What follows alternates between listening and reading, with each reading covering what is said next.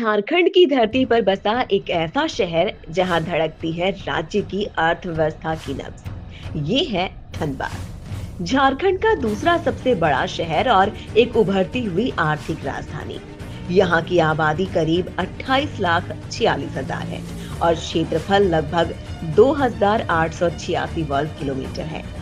धनबाद सिर्फ कोयले के लिए ही नहीं, बल्कि एक तेजी से बढ़ता आईटी और औद्योगिक केंद्र भी बनता जा रहा है। ये जिला 10 प्रखंडों और 1,209 गांवों में बटा है। धनबाद न सिर्फ उद्योगों का गढ़ है, बल्कि एक समृद्ध सांस्कृतिक विरासत और कई पर्यटक स्थलों का घर भी है।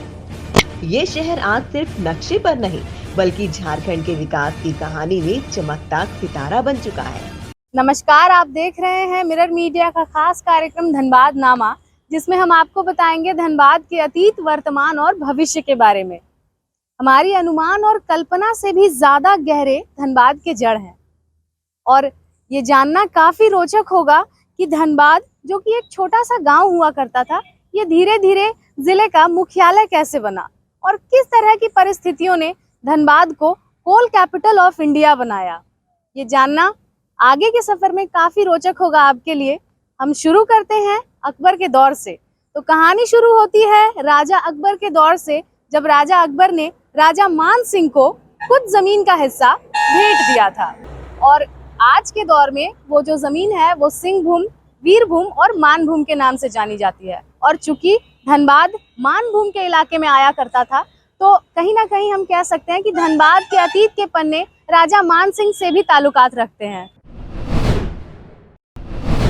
अब से देखा जाए तो धनबाद का जो इलाका है ये राजा मान सिंह की भूमि में आता था और ये 192 सालों पहले तक आप कह सकते हैं कि ये इलाका मानभूम का हुआ करता था। सन 1833 से लेकर सन 1957 तक ये पूरा इलाका मानभूम का था और मानभूम बिहार में आता था। और इसी बीच हम आपको बता दें कि 23 अक्टूबर 1956 में इसका विभाजन हुआ, जिसके बाद पुरुलिया जो है ये पुरुलिया बंगाल चला गया। और उससे पहले तक धनबाद का जो मुख्यालय है ये पुरुलिया में ही हुआ करता था। और इसके अलावा जब यहाँ पर विभाजन हुआ तो पनिक्कर कमीशन का गठन हुआ, जिसके बाद जैसा कि मैंने बताया आपको कि पुरुलिया बंगाल चला गया। और पुरुलिया के बंगाल जाने के बाद बोकारो, चंदन क्यारी और धनबाद को लेकर बना धनबाद जिला। 31 अक्टूबर सन 1957 में गठन हुआ धनबाद का।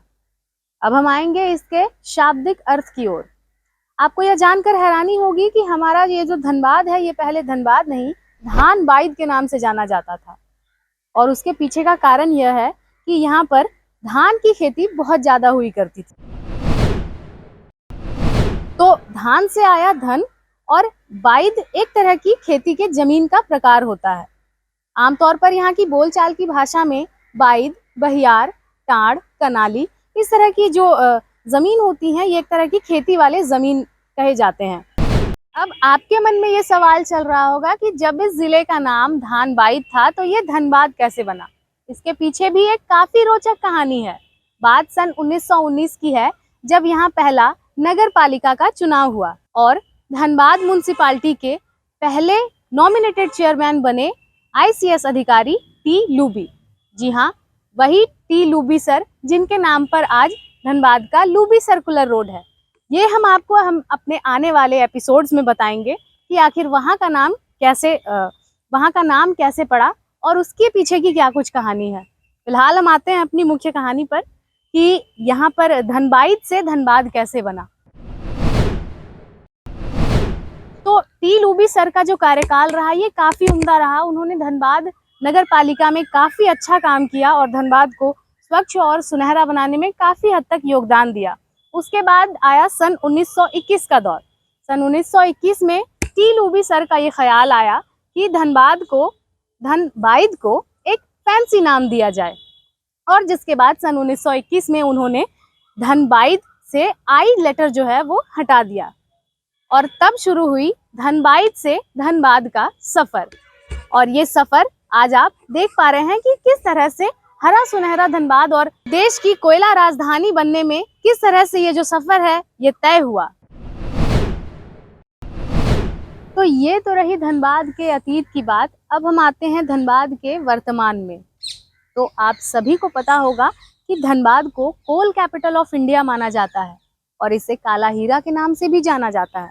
और केवल इतना ही नहीं, धनबाद को आग की लपटों में बसा हुआ शहर भी माना जाता है, क्योंकि झरिया में सालों से जो आग है, भूमिगत आग है, उसके कारण ये जो शहर है ये काफ़ी ज़्यादा लोगों के लिए दिलचस्प और रोमांचक बन जाता है।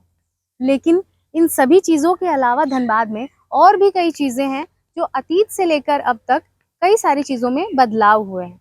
जैसे कि अभी अगर हम बात करें तो धनबाद पूरे देश भर में 42वें सबसे बड़े शहर के नाम से शुमार है।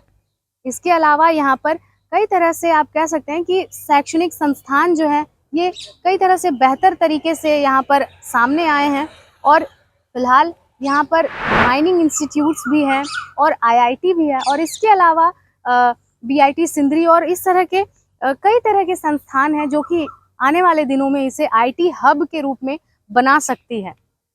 और अगर हम बात करें यहाँ के रेलवे की, तो धनबाद रेलवे सबसे ज़्यादा राजस्व देने वाला डिवीज़न है।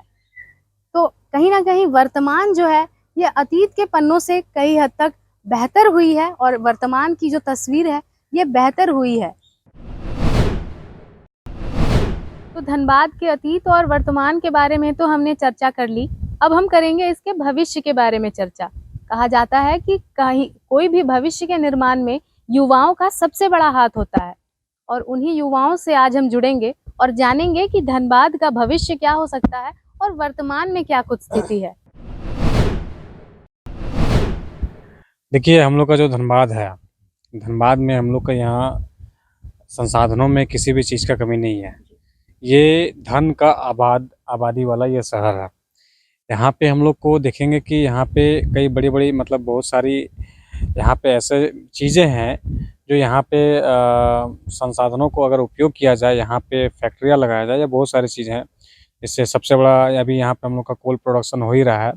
इसके साथ से हम लोग का जो धनबाद में है कि यहाँ पे अगर सरकार विशेष फोकस करेगी तो यहाँ पे बड़े-बड़े उद्योग यहाँ पे लगाए जा सकते हैं। यहाँ पे एयरपोर्ट का मांग लंबे समय से रहा है, क्योंकि हम लोग का आज भी खींचातान चल रहा है कि बोकारो में वो एयरपोर्ट बन रहा है तो यहाँ नहीं बनेगा। इससे पहले भी यहाँ पे हम लोग का एम्स जो रहा है वो देवघर चला गया। तो ये सब जो चीज़ें हैं, कुछ चीज़ें जो है यहाँ पे कमी जो खल रही है धनबाद का, वो है यहाँ के धनबाद के एक एयरपोर्ट की जो मांग है वो अगर रहती है तो हम लोग को बेटर, हम लोग को और भी मतलब कि यहाँ पे लोगों का जो उद्यमी लोग होगा उन लोगों का आवागमन रहेगा तो यहाँ पे कुछ विकास हो सकेगा।